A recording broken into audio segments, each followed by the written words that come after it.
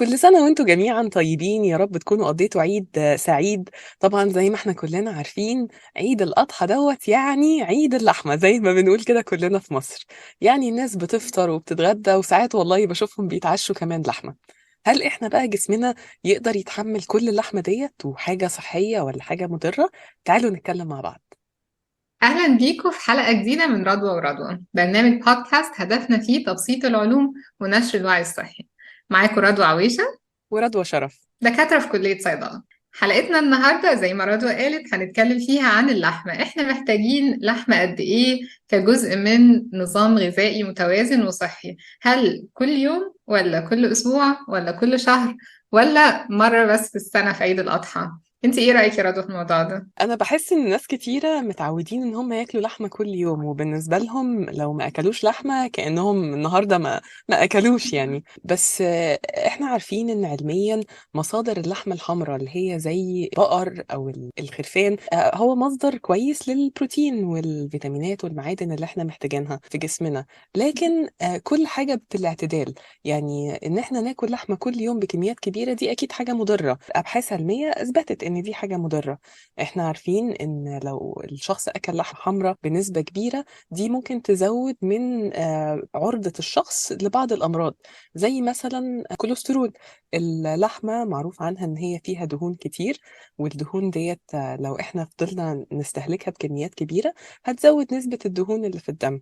نسبة الدهون اللي في الدم لما تزيد، إيه اللي هيحصل؟ الدهون هتترسب على الأوعية الدموية. إيه اللي يحصل؟ كمية الدم اللي هتوصل للأعضاء المهمة في جسمنا زي القلب والكلى ممكن تتأثر، فدي حاجة مش كويسة. بالظبط. وممكن كمان يعني من اكتر الحاجات اللي الدكاترة كتير بيحذروا منها دلوقتي وبيقلقوا منها ان استهلاك كمية كبيرة من اللحوم الحمراء ممكن تزود لا قدر الله من مخاطر الإصابة بسرطان القولون. يعني مش المفروض ان احنا نزود من سواء اللحوم الحمراء او اللحوم المصنعة. ودي فعلا يعني في كذا دراسة يعني أظهرت الموضوع ده. فمؤخرا بقى في تحذير من إن اللحمة دي تكون حاجة بناكلها كل يوم. الحاجة التانية إن هي برضو اللحوم ممكن تزود من حاجة اسمها يوريك أسيد، فده ممكن يعمل نقرس. فالبروتينات اللي جاية من مصادر نباتية بتكون أقل في الموضوع ده، وأقل إن هي ممكن تسبب إن حد يجيله النقرس ده. في بقى حاجة تانية كمان، إن اللحوم عموما يعني عشان إن إحنا نقدر نستهلك الكميات الرهيبة من اللحوم اللي الناس دلوقتي بتستهلكها، ده ليه تأثير كبير جدا على البيئة. طبعا ده موضوع يطول شرحه، ولو قعدنا نتكلم فيه ممكن ياخد الوقت الكامل بتاع الحلقة. بس يعني إحنا ممكن نلخص كده سريع إنه زمان ما كانش الناس متاح ليها إنها تاكل كميات اللحوم دي. كان يعني كل حد مثلا في القرية هيبقى عنده قد إيه، يعني كام بقرة مثلا، أو هيقدر يذبح كل قد إيه، أو الناس هتقدر تاكل لحوم كل قد إيه. ما كانش متاح يعني كميات كبيرة من اللحمة. طب إحنا ما سألناش نفسنا لو إحنا دلوقتي ناس كتير عايشة على وجه الأرض بتاكل لحوم كل يوم، اللحوم دي بتيجي منين؟ هي بتيجي عن طريق إن في تربية لكمية كبيرة جدا من المواشي بشكل بيأثر على البيئة وليه تأثير سلبي على البيئة وشكل غير مستدام. المواشي دي عشان تتربى بالكميات الكبيرة دي بيضطروا إن هم يقطعوا شجر الغابات عشان يفضوا مكان للمواشي دي إنها ترعى. وكمان هي بتطلع غاز اللي هو الميثان، وده بيأثر على البيئة بشكل سلبي ويزود الاحتباس الحراري ويزود مشكلة تغير المناخ. وكمان البقر ده والمواشي دي بتحتاج كمية كبيرة جدا من الأكل، وعشان الأكل ده يتزرع هنحتاج كمية كبيرة جدا جدا من المية، وهي نفسها تستهلك كمية كبيرة جدا من المية. ففي الآخر النتيجة إنه الكميات المهولة من اللحوم اللي الناس بتستهلكها هي بتضر بالبيئة وبتضر بالكوكب اللي احنا عايشين عليه، اللي احنا ما عندناش مكان غيره. فاحنا بنسيب مكان أسوأ للأجيال اللي جاية إنها تعيش فيه. وبالتالي هي كمان بنعمل كل ده عشان حاجة بتضرنا، عشان حاجة مش صحية، يعني حاجة مش مطلوب مننا إن احنا ناكلها بكمية كبيرة زي كده. أنا كنت فعلا قريت مرة قبل كده إن كمية غاز الميثان بيطلع في الكرة الأرضية تلته جاي من المواشي. تخيلوا، تلته ده غاز زي ما رضوى كانت بتحكي دلوقتي سيء، علشان بيزود من مشكلة الاحتباس الحراري. يعني دايما لما بنفكر في المشكلة دي وتغير المناخ بنركز أكتر على مثلا العربيات المصانع، لكن مش بيجي على بالنا المواشي إن هي دي اللي بتطلع نسبة كبيرة من الغاز دوت. طيب دلوقتي احنا قلنا إن احنا ناخد كمية معتدلة. قد إيه بقى الكمية المعتدلة دي يا رضوى؟ بالظبط. اعتقد ان كلنا او كل واحد فينا عنده اعتقاد في ذهنه ان هو الكميه اللي هو بياخدها هي اكيد هي الكميه المعتدله، يعني ده انا يعني اكيد انا مش بزود عن الطبيعي يعني. بس عشان نقدر نقول حاجه الناس تقدر تمشي عليها، هو احنا مش المفروض نزود في اليوم عن 70 جرام من اللحوم، خصوصا اللحوم الحمراء. يعني 70 جرام دي اللي هي قد ايه؟ لو احنا تخيلنا مثلا قطعه لحمه قد كف الايد، قد بس الجزء بتاع الكف بدون الصوابع، يكون مثلا سمكها في حدود سنتي مثلا تقريبا، دي كده تقريبا 70 جرام. يعني مثلا حاجة تانية قد قطعة ونص من السجق، أو قد مثلا قطعتين روز بيف في حدود كده، ده كده يبقى 70 جرام من اللحمة. طبعا الناس اللي بتحب اللحمة جامد ومتعودة ان هي تاكل كل يوم ممكن تكون شايفة ان الكمية اللي انا بقول عليها دي كمية صغيرة.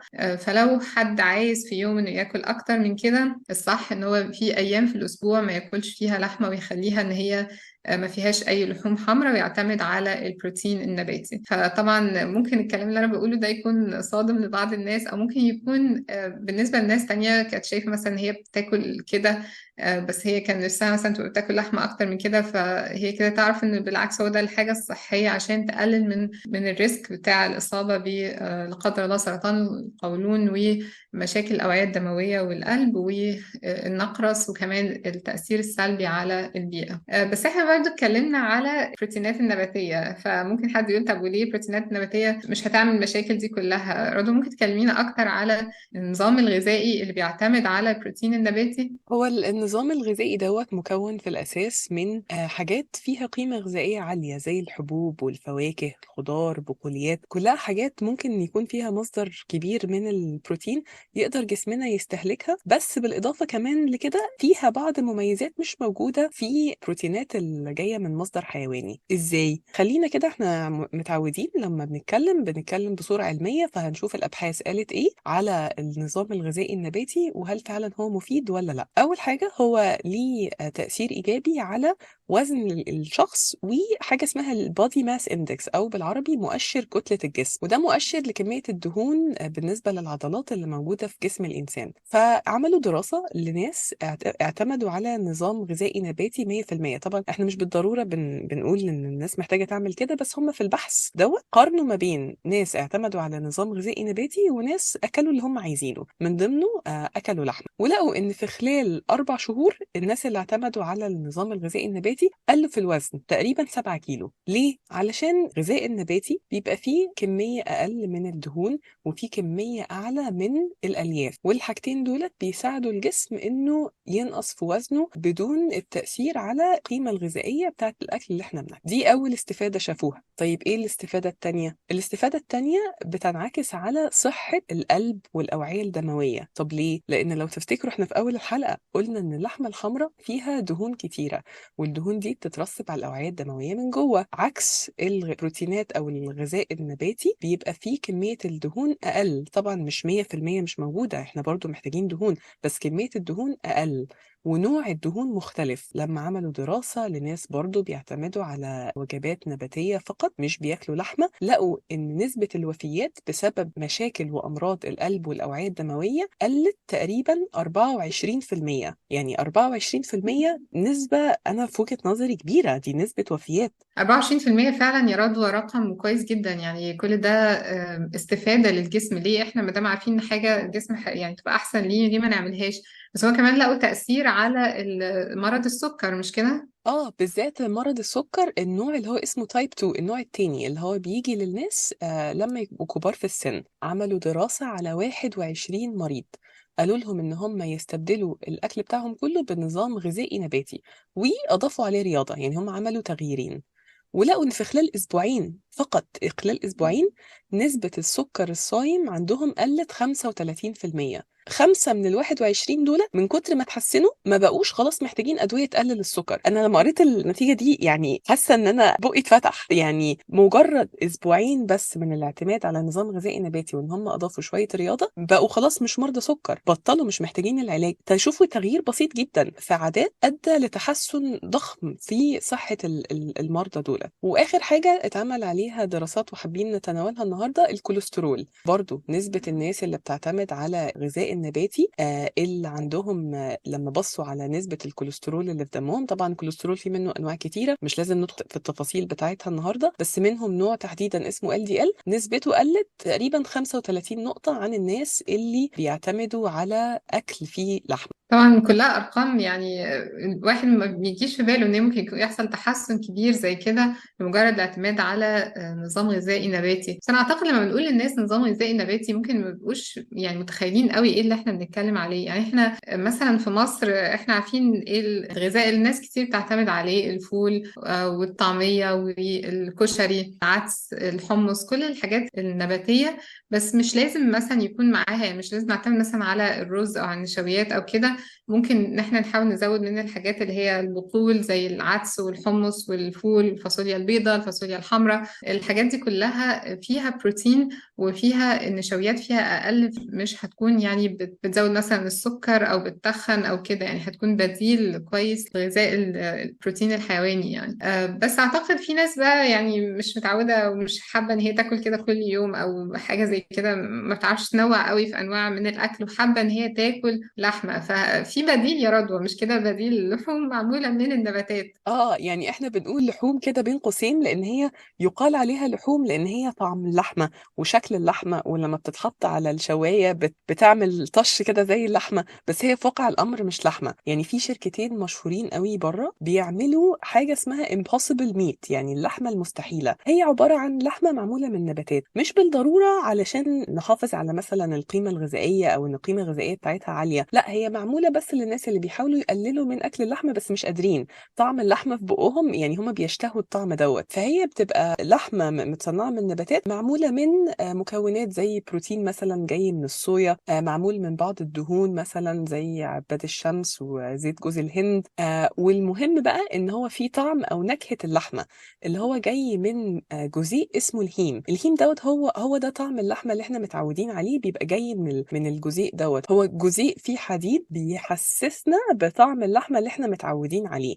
وفعلا انا مره جربت برجر معمول من اللحمه اللي هي المستحيله ديت، وحقيقي حقيقي ما بقتش مصدقه ان دي مش لحمه. بجد يا رضوى كلتيه؟ طب ممكن تحكي لنا على الاكسبيرينس بتاعتك، يعني هو ايه شكله شبه اللحمة كده بالظبط وطعمه زي اللحمة ولا ايه؟ هو بيتباع في المطاعم برجر عادي، يعني مكتوب كان على المنيو ان ده معمول من لحمه مستحيل اسمها impossible meat. لما جه انا تخيلت ان هم جابوا لي حاجه غلط، لان انا اللي قدامي دوت شكل لحمه واكلته، وحقيقي والله انا كرضوى بالنسبه لي ما عرفتش افرق. وفعلا لو انتوا دورتوا اونلاين هتلاقوا في ناس بيعملوا زي مسابقات كده ما بين البني ادمين، يدوا لهم برجر ويخليهم يدوقوه ويقولوا لهم هل ده لحمه ولا اللي هي اللحمه المستحيله. ساعات كتير الناس بتتلخبط، بتبقى مش عارفه مين فيهم اللحمه الحقيقيه ومين فيهم اللحمه المستحيله. طبعا هو الحاجات دي يمكن مش بالضروره متوفره قوي دلوقتي، بس اتوقع ان مستقبليا كمان هتبقى موجوده في مصر، لان هي لقت نجاح كبير في امريكا وفي اوروبا، وهي بديل للناس اللي مش قادرين يستغنوا عن اللحمه بس في نفس الوقت عايزين يقللوا من استهلاكهم ليها علشان المشاكل الصحيه اللي احنا اتكلمنا عليها في الاول. جميل جدا. وفي كمان بديل تاني هنتكلم عليه اللي هي اللحوم المستزرعة في المعمل. فدي لحوم فعليا معمولة في المعمل، مش بتتاخد من بقر أو من حيوانات بتتذبح. فممكن يا رضوى تكلمينا عنها؟ هي دي فكرة غريبة جدا. زمان لما العلماء طبقوها ناس كتيرة خافت منها، بس هي فكرتها فعلا بسيطة. هي لحمة اتكبرت في المعمل. يعني ايه؟ يعني احنا بنبدأ بخلية جاية من حيوان، let's say مثلا جبنا خلية مثلا من عضلة في البقرة او من لحمة مثلا في خروف. الخلية ديت خلية واحدة اكيد صغيرة جدا، لا هنعرف نشوفها ولا ناكلها ولا نعمل بيها حاجة. لكن لو احنا الخلية دي في المعمل حطينا لها المية والعناصر الغذائية اللي هي محتاجها والأملاح اللي هي محتاجاها والفيتامينات والمعادن، الخلية دي هتنقسم زي أي خلية تانية. لو احنا طلعناها ووفرنا لها وهيئنا لها الظروف المناسبة هنلاقيها بتنقسم وبتكبر. لو احنا فضلنا بقى نعمل الحكاية ديت، الخلية الواحدة دي ممكن تكبر تكبر تكبر في تنكات كبيرة جدا لغاية لما توصل لكمية احنا نقدر نحصدها والحصاد بتاعنا ده عبارة عن لحمة مستزرعة في المعمل مفرومة. وفعلا اللحمة دي المستزرعة في المعمل لغاية قريب ما كانش ممكن ان احنا نشتريها، بس لسه من يومين في أمريكا وزارة الزراعة ادت موافقة للشركات اللي بتعمل لحوم مستزرعة في المعمل إن هي تبيعها للجمهور. غالبا هتحتاج شوية وقت لغاية لما الناس يقدروا يشتروها من السوبر ماركت أو من المحلات، بس حاجة جديدة وغريبة جدا. تحبي تجربيها؟ هو انا اعتقد ما دام هي لحمه، يعني ايه المشكله؟ ما هي لحمه زي اللحمه التانية. اعتقد ان فيها ميزه في موضوع ان احنا مش هنحتاج ان احنا بقى نشيل غابات عشان نربي كميات مهوله من البقر ونديها كيلومترات المكعبه من الميه كل سنه، وان احنا نستهلك كميه كبيره عشان نزرع الاكل بتاعها. فايه المشكله يعني ما دام هي لحمه وليها نفس القيمه الغذائيه للحوم؟ فاعتقد يعني انها ممكن تبقى حاجه كويسه، ويبقى المستقبل كده بدل ما احنا بنعمل حاجات كلها مش مستدامه ومش حاجه كويسه للبيئه في معظم الوقت يعني. انا ما جربتش صراحه اللحمه المستزرعه دي قبل كده، مش عارفه طعمها عامل ازاي، بس انا يعني عندي فضول جدا اجربها. انا مش شايفه في الخطوات اللي عملوها، ما فيش اي خطوه من الخطوات دولت مؤشر خطر او مؤشر يقلق الشخص ان هو يستهلكها. بالعكس، ده هي فيها ميزه كمان ان اللحمه دي لما اتعملت في المعمل اتعملت في ظروف احنا قادرين نسيطر عليها، عكس في الطبيعه مثلا المواشي والخرفان بيبقوا هم ماشيين للاسف ممكن يتعرضوا لميكروبات. كتير من المزارعين والفلاحين ممكن ان هم يدوا لهم انتي بايوتكس مضادات حيويه بنسب عاليه علشان عايزين حيوان ما يصابش بعدوى وما يعياش. ممكن يدوا لهم هرمونات علشان يكبروا بسرعه. فاللحمه المستزرعه دي ما فيهاش المشاكل ديت. بالظبط فعلا. فهنشوف المستقبل فيه ايه. ممكن نلاقي بعد كده نص اللحمة في مصر مستزرعة في معمل، يعني محدش عارف. طب في بقى حاجة بسمعها دايما لما بنيجي نتكلم على النظام الغذائي النباتي، حابة يا رضوى توضحيها لنا في بعض الحاجات، المعادن أو الفيتامينات اللي ممكن تبقى موجودة في اللحمة، وبعض الناس بتزعم إن هي مش موجودة في مصادر تانية غير اللحمة الحمراء. هل الكلام ده صح؟ ولو كده طب إيه الحل؟ هو فعلا اعتقد دايما الناس تتكلم على فيتامين ب 12 على اساس ان هو بيجي من اللحوم. فهو يعني احنا دايما نحط في بالنا انه اولا احنا مش بنقول ان احنا ما ناكلش لحمه خالص، يعني مش هو ده الهدف. فاحنا لو كنا لحمه بكميه معتدله مثلا مرتين في الاسبوع او مره في الاسبوع، اعتقد ان في الاخر هيجي لنا يعني كميه من اللي احنا محتاجينها من فيتامين ب 12. بس كمان نزود على كده حاجات زي الزبادي، زي اللبن اللي هو دسم قليل، زي الجبنه، البيض، الخميرة نفسها فيها فيتامين B12. ففي مصادر تانية نقدر نوفر بيها فيتامين B12، مش لازم ان احنا ناكل لحمة كل يوم. انا اعتقد ناس كتير بتقول الكلمة دي بتبقى كلمة حق مراد بيها باطل، اللي هو انا هاكل لحمة كل يوم عشان فيتامين B12. طب هل الجسم فعلا محتاج كل ده؟ يعني احنا دايما نحاول نقرا مثلا احتياج الجسم قد ايه من فيتامين B12. طب ده موجود في كمية قد ايه من اللحمة، وموجود في كمية قد ايه من الزبادي، كمية قد ايه من الخميرة، بحيث ان احنا نبقى عارفين ازاي نوفر احتياجات جسمنا بدون ما نزود مخاطرة انه لا قدر الله يكون في مثلا اصابة بحاجة زي سرطان القولون او مشاكل الاوعية الدموية والكوليسترول والحاجات دي. فالموضوع بيحتاج ان الواحد يتعب شوية انه يدور ايه يعني الاكل الصحي بالنسبة له. بس في الاخر هو الموضوع يستاهل، ان الصحة دي يعني حاجة ما تتعوضش. يعني ممكن شوية ريسيرش كمان او شوية تدوير او بحث في الموضوع ونختار لنفسنا الحاجة الاختيارات الصحية ان شاء الله. ان شاء الله. يعني فعلا دي حاجة احنا جسمنا ربنا هيسألنا احنا تعاملنا معاه ازاي، فمحتاجين ان احنا نهتم بيه ونعتمد على مصادر علمية في اتخاذ قرارات زي ايه النظام الغذائي اللي هنتبعه وهناكل لحمة قد ايه. فلو احنا نلخص كده الكلام اللي قلناه النهاردة، احنا اتكلمنا عن ابحاث علمية ورتنا ان مخاطر استهلاك اللحمة الحمراء بمعدلات كبيرة. اتكلمنا عن فوائد ان احنا نتبع نظام غذائي نباتي حتى لو مش هنعمله 100%، بس يبقى فيه بعض أيام في الأسبوع إحنا بنعتمد في أكلنا على النباتات. ويكلمنا على بعض الحاجات المستقبلية اللي موجودة دلوقتي بره زي اللحوم المستزرعة أو اللحوم اللي في الأساس معمولة من نباتات. نتمنى تكون حلقتنا النهاردة عجبتكم. المراجع اللي استخدمناها هتلاقوها مكتوبة تحت. ما تنسوش تشتركوا في قناة البودكاست واليوتيوب علشان تسمعوا الحلقات الجديدة من برنامجنا، وتفعلوا زر الجرس عشان يجيلكوا إشعارات لما ننزل حلقات جديدة.